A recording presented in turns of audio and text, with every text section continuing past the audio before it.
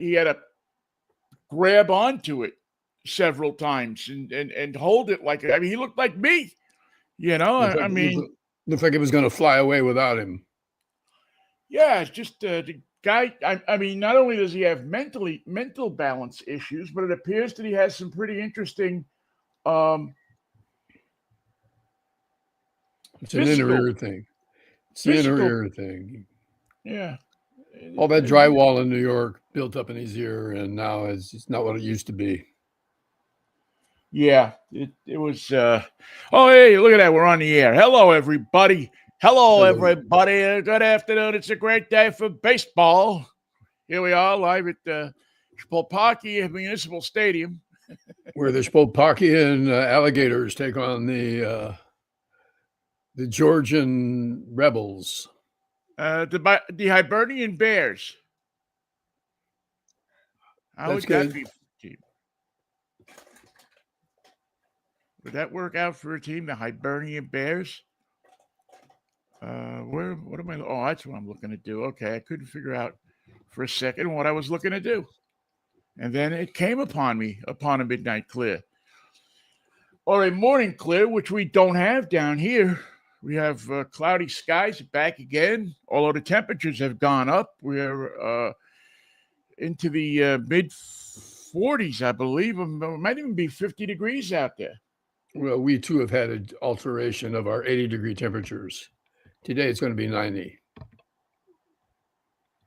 Wow, now that's you know, I would love to see a 90-degree day. I haven't felt a day that warm in well, at least for the whole of this year, and probably for most of last year.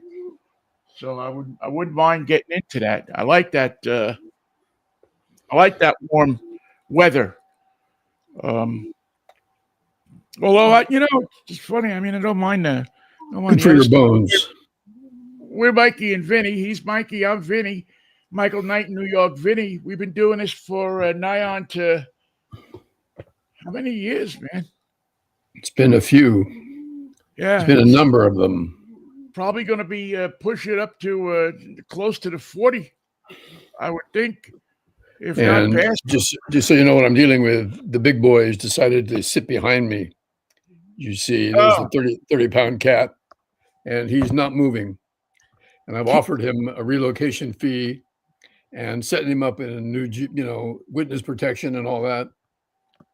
No, he's not going for it. He likes it right where he is. He's got a warm spot on the chair. He doesn't want to move, doesn't want to be bothered, doesn't want to be relocated. So I'm the one that has to sit on the edge of the chair. I have to make do. And that's the way it is when you share the planet with animals. Cautious once you ask them to, don't back them into a corner on the situation. Well, you could pay for. That's the deal they've struck in exchange for not saying everything that they see. I mean, could you imagine if animals could say and talk about everything they've seen, the stuff that we do in front of our animals? Nobody knows the trouble they've seen. Yeah, the whole world would be screwed. Republican, Democrat, liberal, conservative. I mean, every genre of person. Who hasn't done something that they would never do in front of another human being, in front of their cat, and then apologize to the cat or talk to the cat after it, so the cat understands. Yeah, I hope you don't think badly of me, but I'm going to scratch my ass. Sorry you had to see that, my dear. Yes, you apologize. It's like apologizing to Alexa. Yeah. I find myself sometimes, I use Alexa for my alarm in the morning, and I find myself now saying good night to Alexa. Well, that's disturbing. I mean, listen, Michael, you know this about me. I'm a please and thank you guy.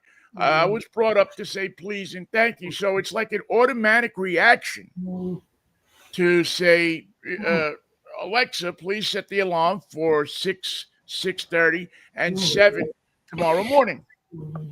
And when she says, okay, your alarm is set for 6:30, and 7 tomorrow morning, February 29th, you know, I, say, No, well, what are the thank you what are the very much. chances? What are the chances that you get up at the 6 o'clock alarm? The 7 gets sketchy. The 7's really been sketchy lately. Yesterday I knew I didn't have to get up until, well, it was interesting. Yesterday I didn't have to get up, but I got up early because it was car day. And the guy called me that was bringing up the car and said, well, we had a change of plans and I'm outside your house now. And that was 8 o'clock in the morning. And I said, okay, hang on. And, Here I come. jumped out of bed, got dressed, and got out there. You had to pick up a car and return one. Is that it? Yeah. They bring one and then leave one. So it was, usually they come, I don't know, 12, 1 o'clock, something like that on a Thursday. But yesterday, for whatever reason. And so, but usually, I don't know, Mikey, I mean, I do my work in bed in the morning. I mean, I get, I wake up at 6 o'clock, but I get on the iPad and I start reading stories and going through stuff and seeing what's out there for the show, for the weekend show. And, it's like a constant, it's not like I just sleep until 9 o'clock in the morning. So every once in a while I do, but I just, especially in the winter months. Now, in the summer months, as I'm sure it is for you, it changes. I mean, when there's light, you want to zap out of the bed as fast as you can. The way our bed is situated, if you, at certain times of the year, if you want to stay in bed, you can't stay in bed because the sun comes in the window and blankets you with its heat and its direct sun rays, and you can't keep your eyes closed. You can't shut that out. And besides, the cats want your spot, because that's what they worship, the sunbeam. They know where the sunbeams are. They know when they're coming. And they know how long they're going to be there, so they can take advantage of them. And that's a religion for a cat. It's not something to be taken casually. It's important to them to get the sunbeam. And if you're in the way, they'll just sleep on you. Happy to do it. No charge. Again, for years and years, they've ingrained in us that we got to listen to them. And so we do. We don't argue with them. True. At least I generally don't argue with. I mean, I don't have cats right now, but when I did have cats, I mean, they get to run to the house, except for the kitchen. I'm not a big fan of the cats jumping up on the kitchen counters. Because they will do that. They will take advantage. They will make it their own. Right. And I just never like that. I'm not one of these people that get all kissy face with my pets. I pet them, and I pet them, but these people that like sit there and tongue kiss with their dogs. It's not necessary. That's taking it a little far. I mean, I always ask myself, how can you tongue kiss? And this isn't with cats, but cats do it sometimes. How can you tongue kiss with something or someone that sticks their face in shit? It's just it's a non-starter for me. Maybe, I don't know. Maybe I've had a few girlfriends that, I don't know, but that's something you better look into in the privacy of your own imagination. Yeah, I don't have to look into it. It's just that it's a non-starter for me. I don't want to see it. I don't want to know about it. If you stick your face in that, then I'm just not there. But you want the dog and the cat to give themselves a bath. You want them to proceed with the self-cleaning procedure. Well, cats, I don't think I ever gave a cat a bath. Dogs, I never mind, because they're easy. You take the hose and you go out by the garage, you spray them down, rub a little soap on them, and then rub it off. You wipe it off. I had a black lab named Lulu that could tell when I was thinking about giving her a bath. She could divine in some way when it was time to hide under the couch. She would get under the couch and say, I know you're thinking about giving me a bath. I'm just telling you I'm not coming out. You can't come in and get me. And let that be the end of this discussion. What was the longest time you let Lulu go without getting a bath? Well, Lulu could get pretty dirty. Mm. She didn't just need the bath because it was about time. It was a day where she had to have a bath. Ah. And she was resistant to that. And it was Yeah. my job to get her out and then proceed with the bath. Make sure it was complete and that she would be dried off so she wouldn't roll in the dirt, and provide a situation where another bath was required before the first bath was dry. Yeah, that's yeah, Those of see, you with that's black labs know what I'm talking about. now the one thing that I've seen, and I don't know, I'm sure you have them in Southern California. I've seen them, and I think it's a great idea. It's one of those ideas that I don't know why I didn't think of it, but the people that have the dog wash next to the car wash. So you take your dog in and you wash it. I don't think it's the same time. I don't see how you could do both, but maybe if you had um, an attended car wash, you could. But I've always thought that that's a great idea. To take your dog into a car wash, and you got the hose and the soft brushes and everything, and you brush the brush the dog up, wash it up, and then run it through the blow dryer. And back in the Volkswagen bus. Yeah. For the trip home. Have you ever done that? Is that a something that you do, or? I have a pet store not far away on Lake Avenue that offers in-house bathing. Bring in your dog and it gets washed and treated royally. But I've never done that. I always did the washing myself. Yeah. Well, yeah, I guess, and a cat, I tried it once and that was it. It was just such a project that I just said, you know what? At the time, I think I paid $10 to get the cat washed, Mhm. and I was like, and then when I had the cat and I got into a relationship, I made it understood with the woman I got into the relationship with that this is now, if you please, your gig. You have a much more of a connection with the cat. And she did have much more of a connection with the cat. So I convinced on a couple of occasions somebody to take that job over because I was not good at it. I love cats. I got no problem with them, but the hassle of getting a cat. Now, I would suppose that bigger and older cats must be a bigger and older of a hassle. Yeah, because they have more ways to evade your bath. Yeah. And now I couldn't imagine it because, geez, Michael, I mean, I have enough trouble giving myself a bath. Never mind the cats. Ever given yourself a flea bath? I've been places that has been that I've been infested with that has been infested with some kind of bug. So I've given myself a bath with that stuff. I forget what they call it. There's some kind of stuff that you put in your hair and all the hair on your body, and so I've given myself a bath with that. But I've never given myself a specific flea bath where I had to pick the fleas out of my hair or anything like that. The the dishwashing soap called what's it called? Dawn, DAWN. Yeah. That kills fleas, and it's absolutely harmless to the cat or dog or duck or whatever you're bathing.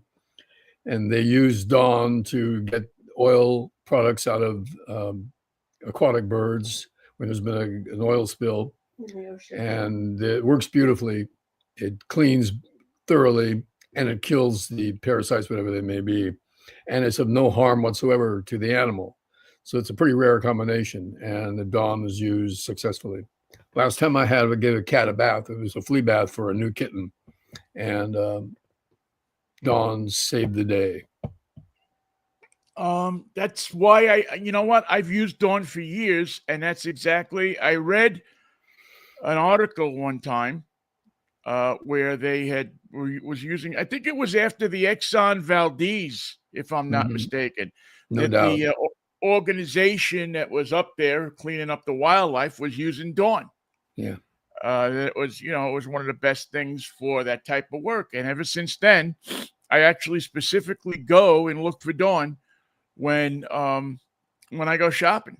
Yes. And I have the I forget. Matter of fact, I just brought home a couple of bottles of it with the spray thing. I mean, it works better, I think, than any of the other dish detergents. But that's just that. If they were aiming to do that to win customers over with their advertising around that, they got at least one. I could tell them that one person started buying Dawn at least because I saw that. And I said, even if I got to rub a little harder, for what these people are doing for the animals, if they come up with a formula that won't harm the animals, well, you know what? Then they got my vote. So, Mikey. Yes, Vinny. How do you think the world is going this Fractious Friday? Do you feel any better about it? It's going to hell in a handbasket, of course. But the handbasket is offering some promise that even the people of Texas have had just about enough of Donald Trump, and all the races that are coming up, political races, reflect that. And Tuesday, we've got a big day with the primaries and voting in Arkansas, North Carolina, and a third state, which I can't recall right now. I'm going to say Mississippi. I'm not certain of that. 3 southern states, Arkansas, North Carolina, and one other. And the trend that we've been witnessing of the Republican Party abandoning Donald Trump in the all-important arena of the vote seems to be trending toward that once again. And that's the only thing that's the only hope that I have. Sometimes I don't even hope that the judges and the courts are going to catch up with the trouble that Trump has caused and the chaos that he is famous for, that just travels with him like a smelly cloud of body odor. The vote that's coming up gives me some reason to be optimistic. If the people of Arkansas and South Carolina can turn on Donald Trump, anybody can, anybody will. And I fear that the trend that we're seeing will be enough to lead the undecided voter and the independent voter to support the Democratic candidate as well. Now, that's not a given, it's not a guarantee, but it is a trend in the right direction.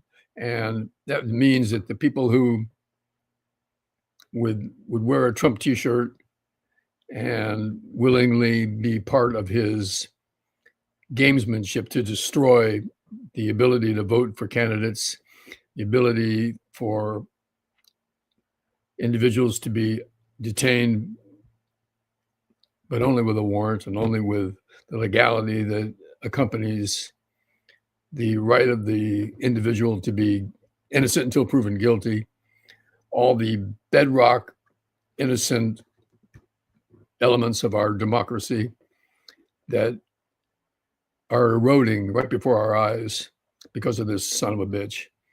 So hell in a handbasket is the short answer. Is there a promise for a turnaround? I believe there is, because I have to believe that that's something we're capable of, waking up and voting the right way. Yeah, I mean, I'm encouraged by it. I'm without a doubt encouraged by, especially Texas. Because it's probably the hardest core of those states to flip any kind of seat. But I think you're right. I'm thinking that I think the number of people that have had it with the way the government is not just, I'm not just going to say Donald Trump. I'm going to say the way the government is run right now, the way it is serving the people, the way that we are paying their salaries to do what they're doing is as low as I've seen it in many years. There's and the faith in it is eroding as quickly as I've seen it in many years. I don't even think back in the 60s it eroded this fast, the faith in the institutions of our government. Well, And the whole idea of the town hall has died in the past couple months with Donald Trump's leadership. The idea of facing your voting public and telling them what you have planned and telling them that it's time now for them to communicate to you, the candidate and the representative, what works and what doesn't. What do they need? What do they want? What are they worried about? What are they concerned about? The politicians can't do that because I can sit back now. there you Because go. here we go. Because Patience is a virtue, Michael. right. Because the voting public won't be polite anymore. They are dismissive and angry and accusatory. And you don't want to face, if you're a Republican, you don't want to face your voting public. You just don't. You don't want to have any part to do with that. The town hall idea has lost its attraction to them because all they do is they get their nuts roasted and they don't have an answer and they don't have a comeback and they don't have a solution. So the only solution that they can work with is do not get in front of your voters. Whatever you do, make any promise you want, make any commercial you want, but don't stand on the stage at a high school in front of the people who elected you and tell them that the price of eggs is going down when it's not. That ain't going to fly. The only ones that'll believe you are the people that watch Fox. I mean, that's basically what it comes down to. Yeah. Is the only people that will believe you are the people that turn on Fox at 8 o'clock in the morning when they get up and fall asleep to it at night. And it's okay for Donald Trump to lie to them because they want to be lied to. They're used to it. They're excited by it. They're satisfied by it. They're placated. They're waiting to be lied. Lie to me now. Lie to me about the economy. Lie to me about my job. Lie to me about the future. And begin now.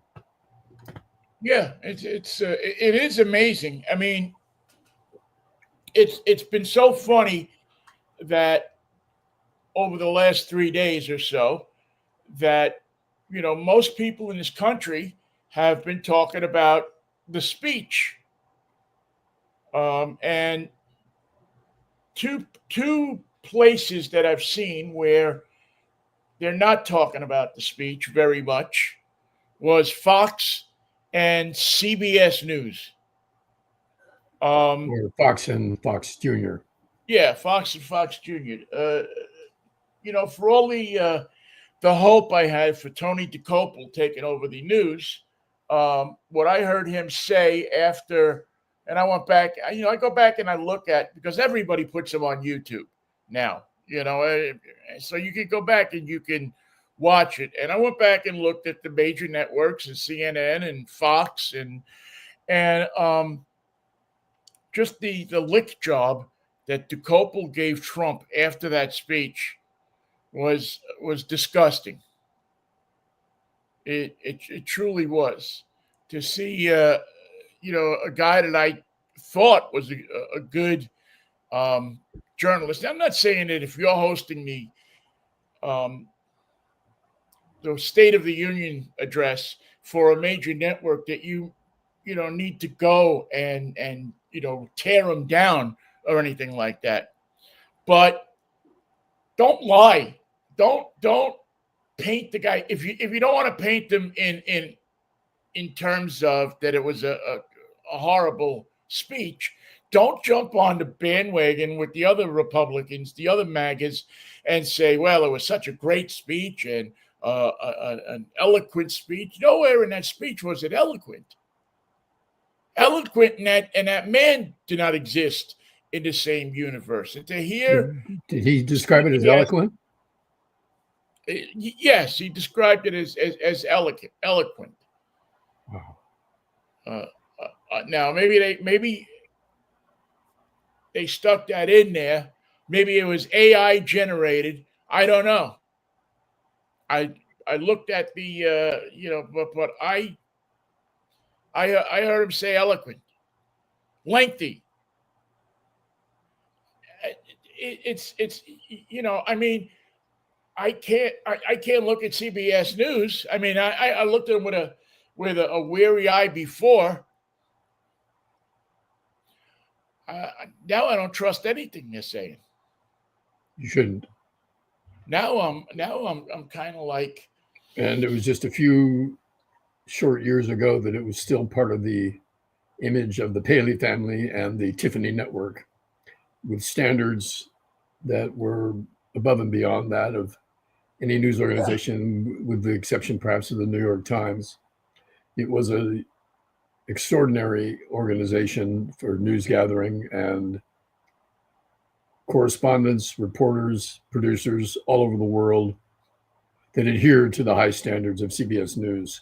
And to take that product and that image, it's so awful, Vinny.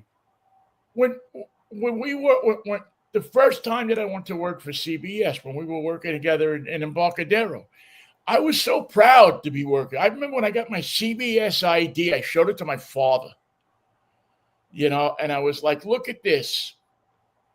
Because he was a fan of Douglas Edwards. Yes. And who was a fine anchor and reporter, but an anchor mostly that I remember for CBS News in the 50s and the 60s. And he liked Douglas Edwards, man. He was a fan of his, and this was before Concrete. Concrete. And he and he was like proud because it meant something, even the second time I got it, when I went back to Pennsylvania and I worked for CBS, you think, well, it doesn't mean anything, but it does. These media organizations used to mean something when you would go to work for them. Just as I'm sure if some conservative goes to work for Fox or one of those broadcast networks, it'll probably mean something to them. It means that they can lie about the facts, the who, what, where, when, and how, depending on whether they need to lie about it or not. And maybe they'll even lie about it if they don't have to. It would be like a free lie, a bonus lie. You want free lie a year.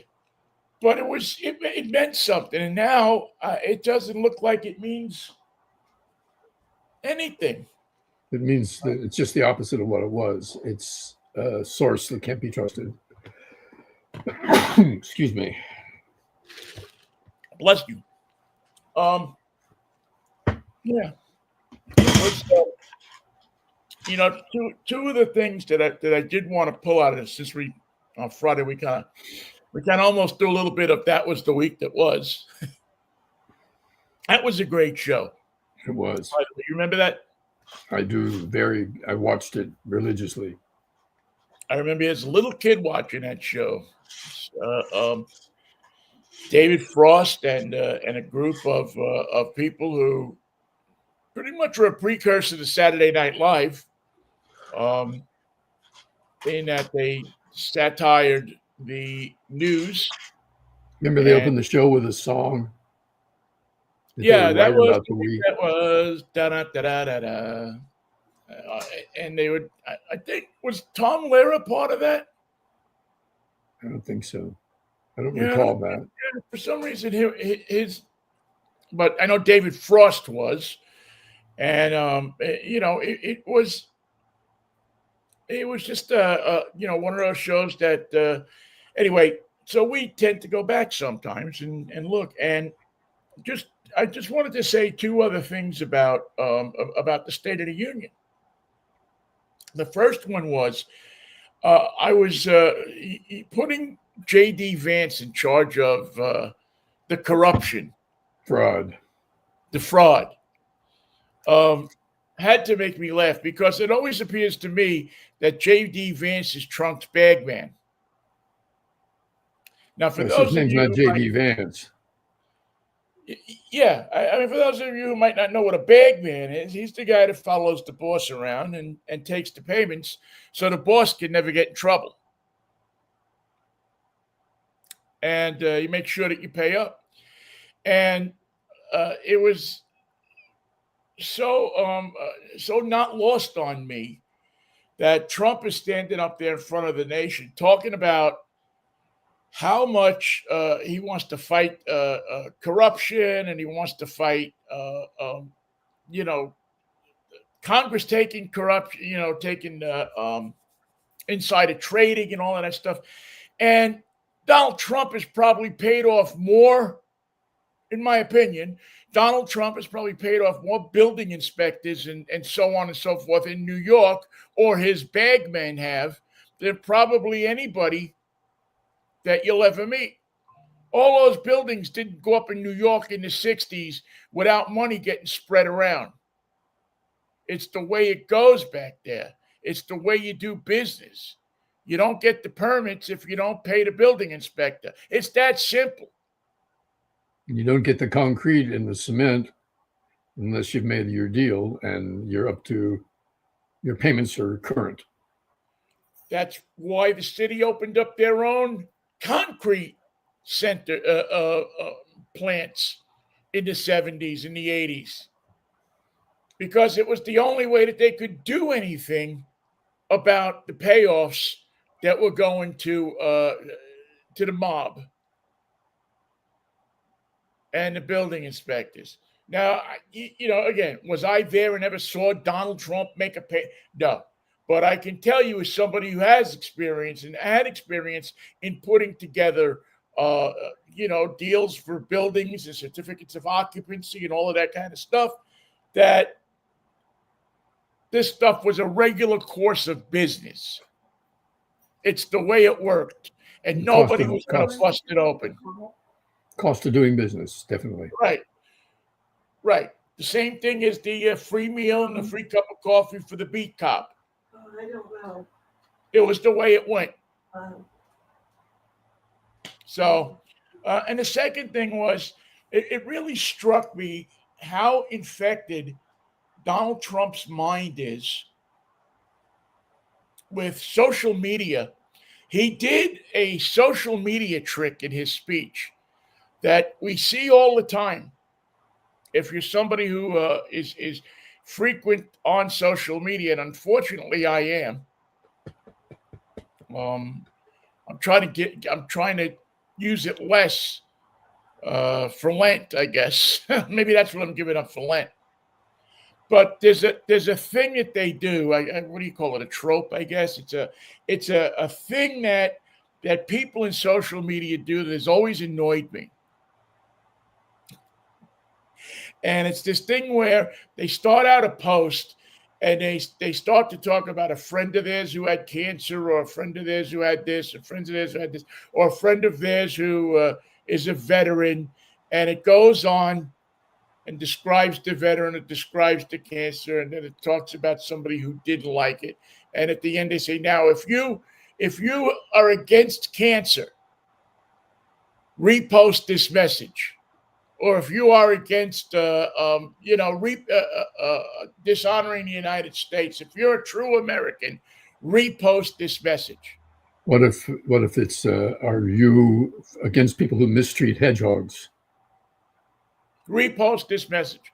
So the implication is, if you don't think like I do, then you're not my friend.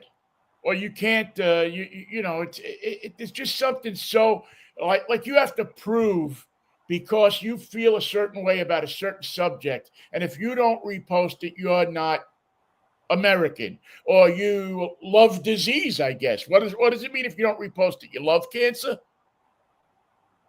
You're actively looking to get it, take it home and court it, feed it, and that little I dealie. don't participate. I know what you're saying, and I don't participate in any posts like that that Yeah, require I me to don't do either. something. But that's what he did when he did that whole thing about if you love America, stand up. That was that exact thing. And I applaud the people who didn't stand up, who didn't buy into that selfish bullshit that says you gotta, that social media trick, which so turns me off about people. I mean, I've gotten rid of people that have posted something like that Sure. because I just think it's, but yet there we are. We're listening to the president of the United States make a State of the Union address, report, possibly the most important speech that he makes all year because he's supposed to set the tone for our country for the year. I think And he he's did. using a freaking social media trope to try to get people excited, to try to manipulate the crowd, to try because that's all it is. Well, in terms of an unfocused, chaotic, shambolic delivery with no end, it did set the tone. That's the tone of this nation. That's the tone of his administration. That's the Trump unintended Trump endorsement of his own policies and methods. If you can handle this guy, if you can stand this, if you can listen to this 2-hour speech and not reject who he is and how he does it, then you're with him. And that's perfect. Vote for him, love him, say God sent him to rescue you. But don't expect anything to happen that's going to be positive or redemptive, or don't expect a solution if there's a problem, because he's not capable of that. He's only capable of stirring the shit. Just I saw that and I didn't see anybody mention that, and I just thought it was without a doubt a, a one of the seediest things that I see on social media, and there's a lot of seedy stuff on social media. I've A lot of good noticed. stuff too. I'm not going to say it's not there's not benefits to it. There's not good stuff that happens around social media, but that manipulation of people to get them to agree with you, I just find it abhorrent, and I find it worse than that when the president of the United States has to use that to divide us even further, to make us grow apart even further, which is everything that speech was designed to do. It was designed to make us grow apart further, and it was disgusting. And I don't know. I said my piece about it. Now I really we have when he got elected, I said we had the worst sports radio caller that you could possibly think of, Donnie from Queens. Elected president. Now we have the most uninformed of your Facebook friends that got elected for this term. The person that forwards you the stupidest stuff, the stuff that if you'd only taken a second to check Google, you would find isn't true. Now he's the president of the United States, and he's got his finger on the nuclear button. If you Both want to think ours about and something tonight, he's got his finger on a lot of nuclear buttons. Pakistan's got a nuclear weapon. Iran's got a nuclear weapon. Israel has a nuclear weapon. We have them. Russia's got them. We are in relationships with all those people, and it in such a way that the nuclear button in all those nations is unsafe now, more so than ever before. yeah, Because of our influence and our effect on world power. well, you had an agreement, and he thought that he, in his usual wanting to fix, wanting to make everything, every agreement in the world with his name on it. He broke down that agreement. He couldn't stand the idea that that would have been the Obama doctrine. He can't stand anything with Obama's name on it. Anything. He can't. He wants to get rid of Obamacare so bad, so the name will come off it. But he's not smart enough to be able to come up with a plan that even looks better. Well, than Obamacare. but come up with a plan that makes at least some sense. He's saying he's just going to give you the money. You buy your own plan, as if somehow that lessens the cost, it lessens the coverage. It adds to the magic of it. You sick? I've given you the money. You got the health care that you need. You can just go out and get what you want. But he didn't give you the money. He just said he was going to. So there is no health plan to buy because there was no health plan for sale to begin with. There was no plan beyond the health plan. It was just a way to talk about it. And he talks about it to standing ovations all the time. I'm going to give you the money and you're going to buy your own health plan. Well, There, that's done. Now it's settled. You get a better deal that way. But you didn't give us the money. No, and I'm not going to give you the money, but I'm going to say I'm going to give you the money. I'm going to say it again. In fact, I'll say it now. I'll give you the money. You buy your own health plan. What's the downside of that? Just the fact that I have no intention of giving you the money. I have no way to give you the money. I've never given anybody the money, and nobody's buying their own health plan. Next case. well, he can say that he advanced a plan. He can say he has a plan, and people like you're saying will look at it and say, oh yeah, he has a plan. It's got a I plan. actually had somebody send me an email or a message on Messenger that told me about the great plan that he had. I said, Yeah. I sent him a notepad. Where is the plan? You saw it? Show it to me. We'll have a headline. I'll give you credit. I don't even want the credit. No, he has a great plan.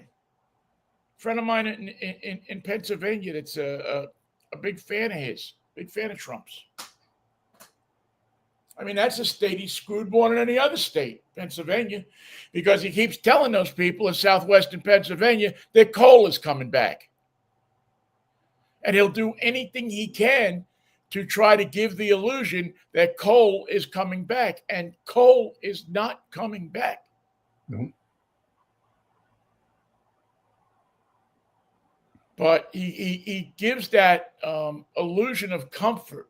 He's the car makers are now all talking about V8 cars again, because people are comfortable with that idea of gasoline engine V8 cars. It's what they know. It's what they're familiar with. So out with the electric, go make gasoline cars again. We'll have the gasoline. We'll drill, baby, drill.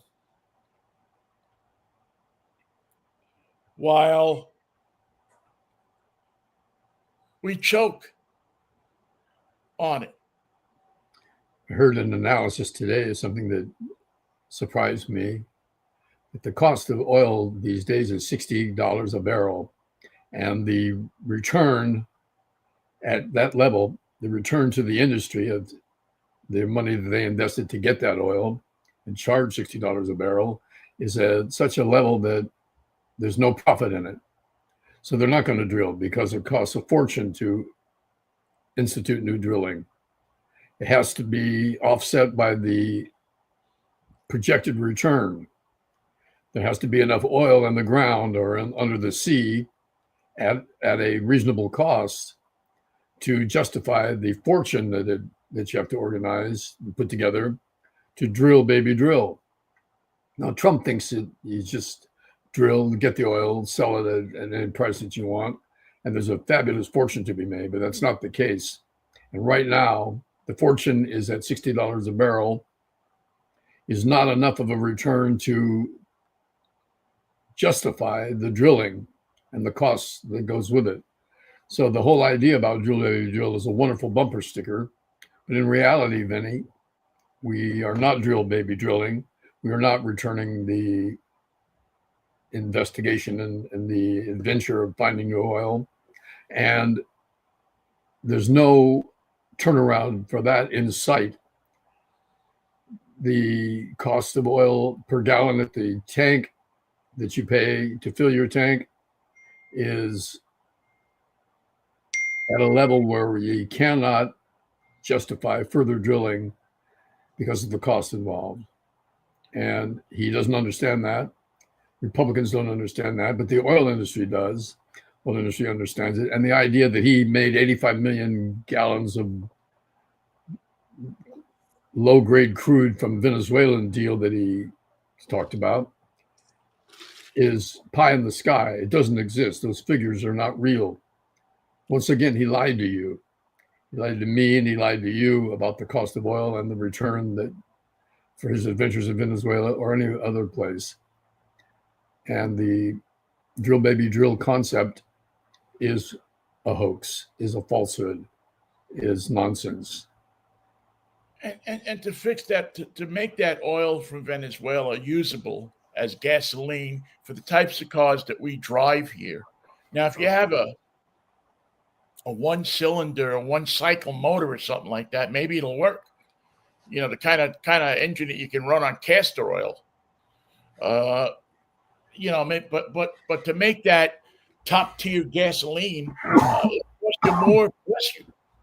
It costs you more than it's worth. Excuse me. So, and you're right. A structure in place to replace this. You have wind power, you have solar power, you have different kinds of power in place that if it's developed in not so many years, will be able to replace gasoline. We'll be able to change the way we get our energy. But it'll make a lot of people that he loves stock go down. Well, his memory of the level of dominance in terms of corporate dominance that Exxon and Chevron represented, those days are waning. That source of fuel is on its way out.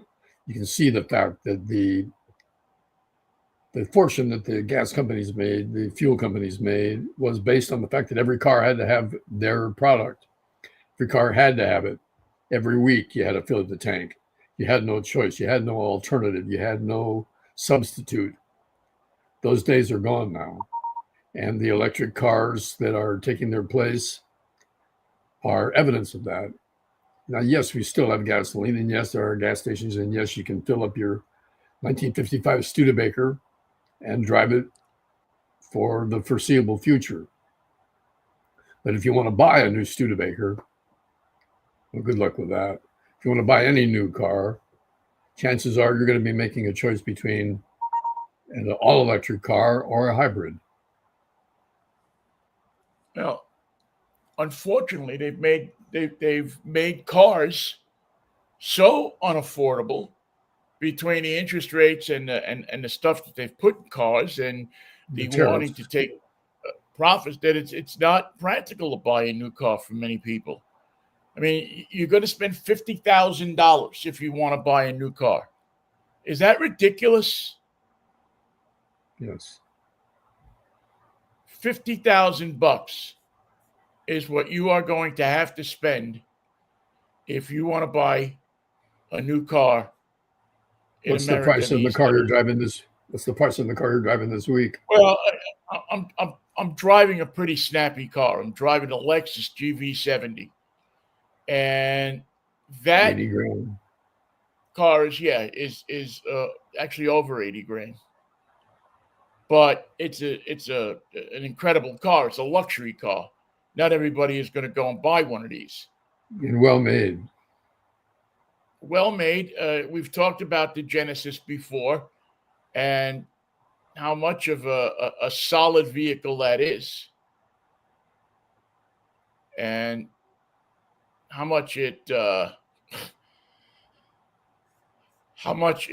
well built it is. You know, between the, here's a look at it. How much the construction of this car is built not only for looks, but for safety. This is one of the cars that, or car that Tiger Woods was driving when he had his accident. And we talked about crumple zones and different safety equipment that's available in this car, uh, to make it as safe as possible in a car that, a small SUV, smaller SUV. And when you add to that the luxury of the vehicle, it really has, it's got a lot going for it. Again, I just picked it up yesterday, or it was just brought to me yesterday, so I haven't had a chance to take it on the road. But Genesis is a car that people, I don't think they understand in many ways that this car, which is a Japanese, a Korean car, excuse me, um, sits right up there with the Germans as a Yeah. vehicle that is um, technologically as good as anything out there. It's technologically as good as a Mercedes, a BMW, um, any of those German cars, the Audis. Maybe the Audi has a little bit of an engine in engineering, but in ride quality, in space, in comfort, and in what you get for your buck, this GB70 is an incredible car. And we'll talk more about it tomorrow on drive time at 11 o'clock. But again, you get a chance to get in a car, and if this was a Mercedes, it'd probably be $95,000, $90,000. But there's a Takes me good back value too. feedback to remembering how just the opposite was true, especially with many American designs. If you bought a van by any American manufacturer, there was always a surprise there somewhere. Where's the battery? Oh, to change the battery, you have to take the seat out. You have to take the dash apart. You have to send in a crew of 3 men, and they have to search for it. And that's where the battery is, somewhere under the front seat. And you have to say, how did that get by the engineering final step? How did they decide that the best way to sell this car was to hide the battery underneath the middle of the vehicle, so that it was a 3-day job to just find it, let alone change it, so that it could not be changed on the side of the road. You call AAA, I got a dead battery.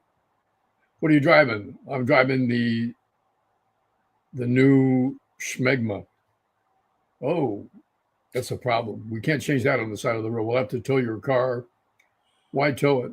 Because we have to take it to a place where we can take the front part of the car apart, take the seats out, take the carpeting out, it's hidden in a spot. We've never found it, but we understand that it's somewhere behind the starter motor. The starter motor is the largest starter motor in the history of cars. It's a huge starter motor. It's probably the size of the state of Delaware. And it may seem unreasonable, but we're confident that if we get in there, we can find it within a couple of days and change it for you. Well, it's one of the things about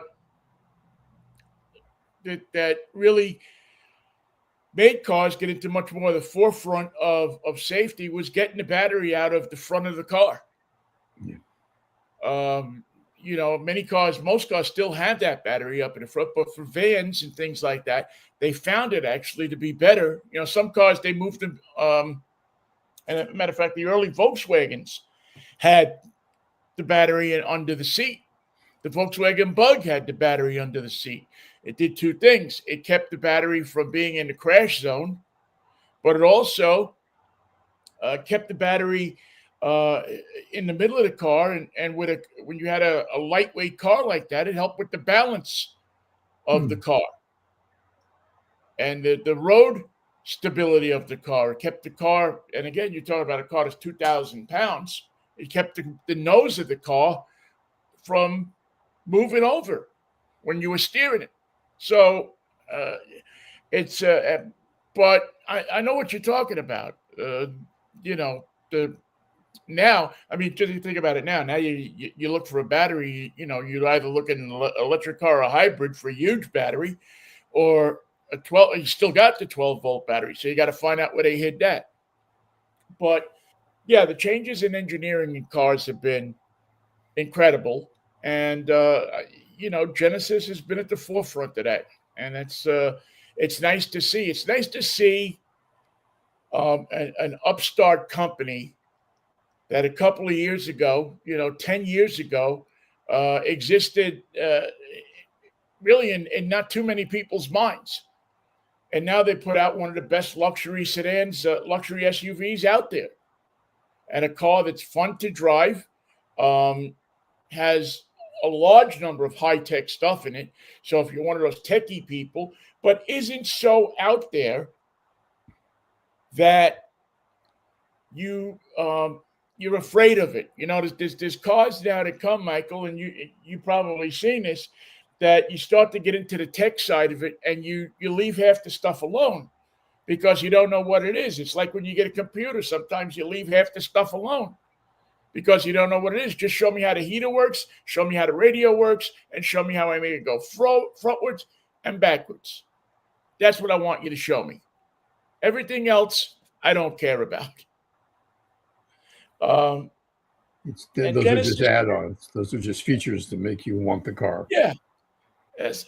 And what it is it's something to go wrong 10 years down the road, 5 years down the road. And for you to have an astronomical number to fix it. And you'll discuss this tomorrow at 11 o'clock, will you? Yes, 11 o'clock tomorrow morning, we'll be talking about this. And you know what? We'll talk a little bit more about the pollution and that stuff. People have asked me, does it mean, and I got an email about this. I'm going to answer the email. Does the president's ruling that the law that required the federal government to require that the federal government,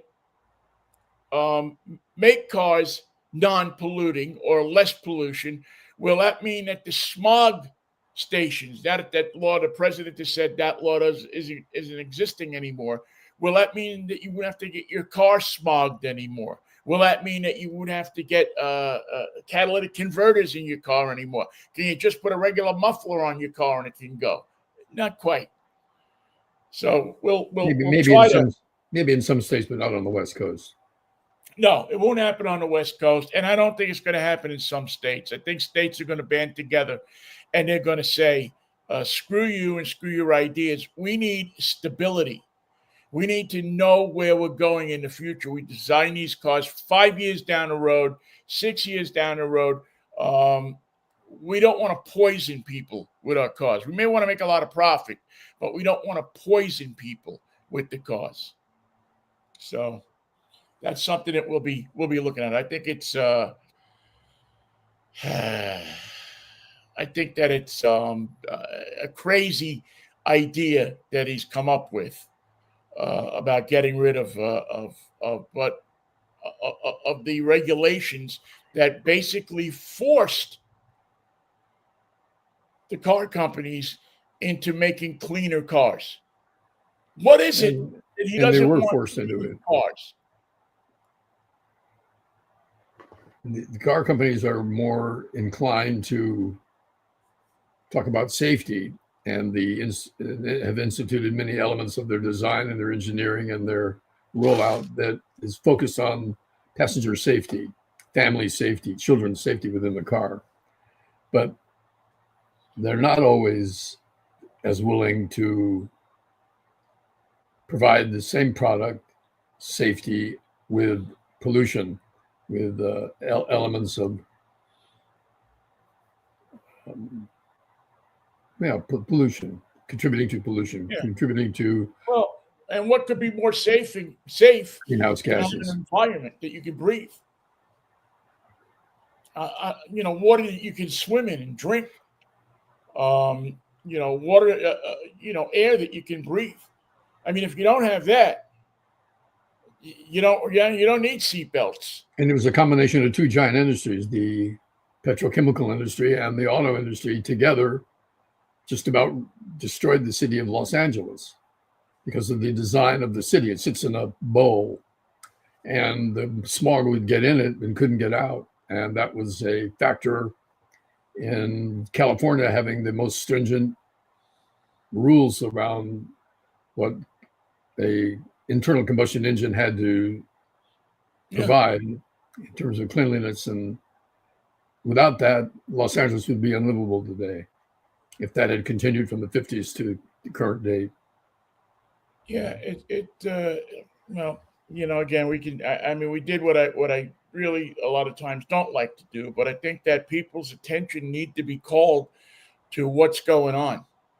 Yeah, people need to be shown and told in no uncertain terms that this is going on, that this is important. And people also need to, and we actually, it's funny, we didn't get a chance to talk about this all as much this week, and we'll just kind of wrap it up on this, is that we are going to have to put in some things that I learned from reading and listening to Jesse Jackson, who passed away earlier, actually late last week. And that is to get people to vote, make sure that not only you register them to vote, but they deliver on their promise to vote. If you got to drive them to the polls, if you got to pay their cab fare to the polls, whatever you got to do to get them out to the polls or get them to register their vote, you got to do it. And you got to do it for 10 people. And you got to make sure that 10 people that didn't vote before will vote for your side. I mean, again, you can't guarantee that, but you have to give people and make people realize that they need to take action here. It's not just marching in the streets. It's getting people to vote. So, all right. That's a show, isn't it? That's a Freaky Friday right there for you. It's a Freaky Friday. We'll have drive time tomorrow morning at 11. We'll be back with you Monday morning at 10:10 or thereabouts. Big plans for the weekend? No. We're going to have 90-degree temperatures today. It's going to be hot and sunny. So you just walk out the door and luxuriate in the gift of California. There you go. I wish I was down there, Michael. I would luxuriate with you. Sounds like it'd be fun to luxuriate. Indeed. I haven't luxuriated in a while. I need to. Have a good show tomorrow, then, 11 o'clock. Thanks, Mikey. Thank you all for listening to our show as well. We will see you Monday morning at 10:10 if the Lord's will and the creek don't rise. And as always, remember the 3 things that we live our lives by: peace, love, and Manischewitz. One won't do. You need all 3. So remember, one of wine. Take care, Mikey. Thank you all for listening. Bye-bye.